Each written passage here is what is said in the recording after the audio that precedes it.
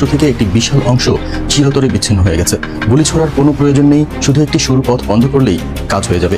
ভারতের ক্ষমতার কেন্দ্র দিল্লি ঠিক এই আতঙ্কেই প্রতিনিয়ত রাত কাটাচ্ছে।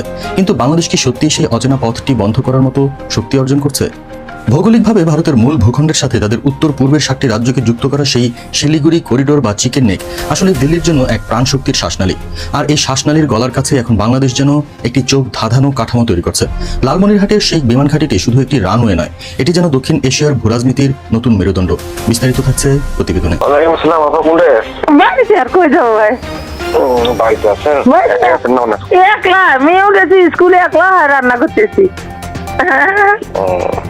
আপনার হাতে এমন কোন ইয়ে আছে যে 15-16 বছর বয়সী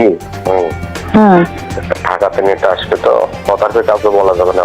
না না, যেটা নিষেধ করবেন সেটা কি আমি বলবো নাকি? হ্যাঁ, না বিশ্বাস করে আপনার কথাটা বলেছি। হ্যাঁ, কথাটা বলা যাবে না তো? না না, সেটা হলো ওভারটেক নিতে আসবে। সেটা মন জয় করে নিতে হবে আনন্দ দিয়ে, সেটা একটু অঙ্ক নিয়ে যেতে হবে, বুঝছেন? এরা আমার 16-17 বছর নিয়ে আসি, যত টাকা লাগে দেবে।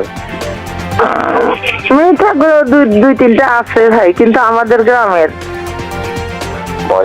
বয়স তো কেবল মনে করেন আছে। এখন যদি ওটাতে না যায় তখন কেবল মনে করেন 14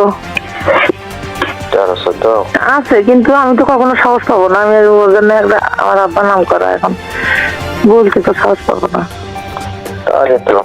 নিজেদের মধ্যে না, নিজেদের মধ্যে নাই। প্রিয় দর্শক, ব্রেকিং নিউজ এইমাত্র পাওয়া গরম বাংলা সংবাদে স্বাগত। প্রিয় দর্শক, লালমনিরহাট বিমান ঘাঁটিতে চীনা যুদ্ধ বিমান কি বোঝাতে চাচ্ছে বাংলাদেশ? এদিকে বিএনপি নেতার অডিও ক্লিপ ফাঁস। দর্শক, ভিডিও থাম্বনেল এবং সংবাদ শিরোনাম দেখে বুঝতে পারছেন আজকের সংবাদটা খুবই গুরুত্বপূর্ণ হতে চলেছে।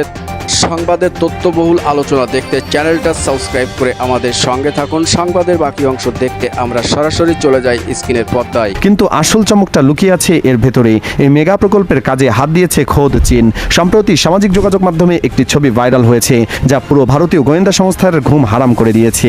চীনের একটি গোপন কারখানায় তৈরি হচ্ছে মারণাস্ত্র J-10C বিমান, আর তার সবচেয়ে স্পষ্ট দেখা যাচ্ছে বাংলাদেশের পতাকার হুবহু ছায়া।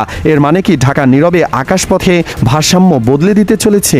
সামরিক বিশ্লেষকদের মতে লালমনিরহাট থেকে চিকেন নেকে পৌঁছতে সময় লাগবে মাত্র 2 মিনিট। প্রথম ধাপে 20টি এই ধরনের অত্যাধুনিক যুদ্ধ বিমান ঢাকা পেতে চলেছে। ভারত রাফেল পেতে যেখানে 14 বছর অপেক্ষা করেছে, সেখানে বাংলাদেশ মাত্র 2 বছরের মধ্যে এই অভাবনীয় সক্ষমতা অর্জন করতে যাচ্ছে। এর পেছনে নিশ্চয়ই ঢাকা ও বেজিংয়ের নতুন কূটনৈতিক ঘনিষ্ঠতার গভীর বার্তা লুকিয়ে আছে। শক্তি প্রদর্শনের এই খেলায় কি বাংলাদেশ নিজেকে একটি আঞ্চলিক অভিভাবক হিসেবে দাঁড় করাচ্ছে, নাকি এর পেছনে লুকিয়ে আছে আরও বৃহত্তর কোনো ভূরাজনৈতিক দাবি? ভারতের এই ভৌগোলিক দুর্বলতা কি ভবিষ্যতের বড় কোনো সংঘাতের মূল কারণ হয়ে দাঁড়াবে?